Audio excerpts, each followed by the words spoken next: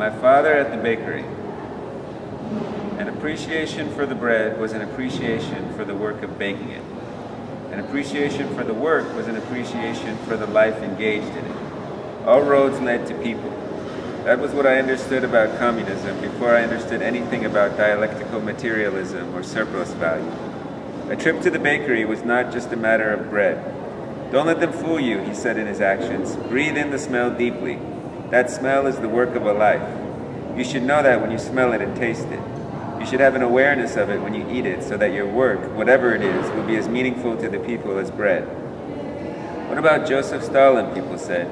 This was in America in the 1980s. Before you ask about Joseph Stalin, you should take a trip to the bakery with my father. You will see how it is. The bread is better smelling when it is connected to the work. The bread is better tasting when it is connected to it.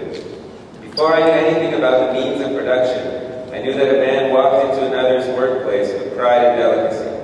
Pride in their work and delicacy in the recognition of it. It was true for a bakery and it was true for anywhere else.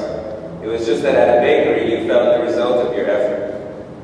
What about when you look at the baker and you see everything other than their work? I said. They are more than their work after all. Doesn't that make their work small? Doesn't that make the smell and the taste of the bread small? This was when I was 13.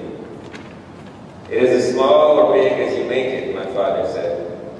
And I saw that communism was a soft place for your heart to land. It was a hard place in history, but it was a soft place for one man's heart to land. A man who wanted to remember that between the bread on the counter and the bread in his stomach, there were a million worlds, and it was impossible to know all those worlds, but it was possible to believe in them, and what all those worlds had in common was work.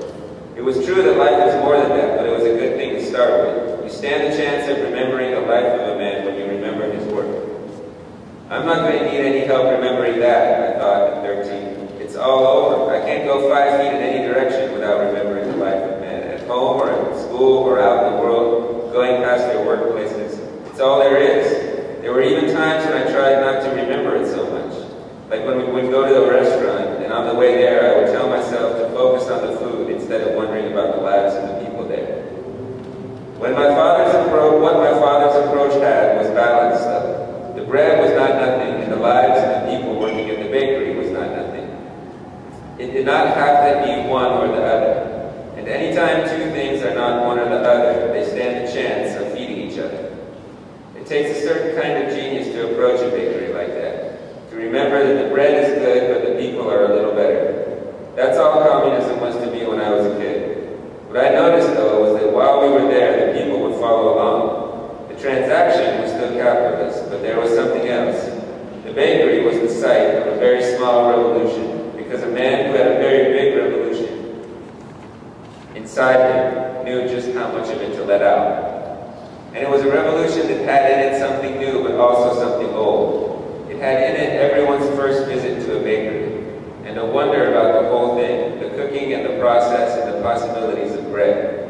And it was the old thing of how one person's wondering can remind everybody that the place they are has a lot of room for wonder.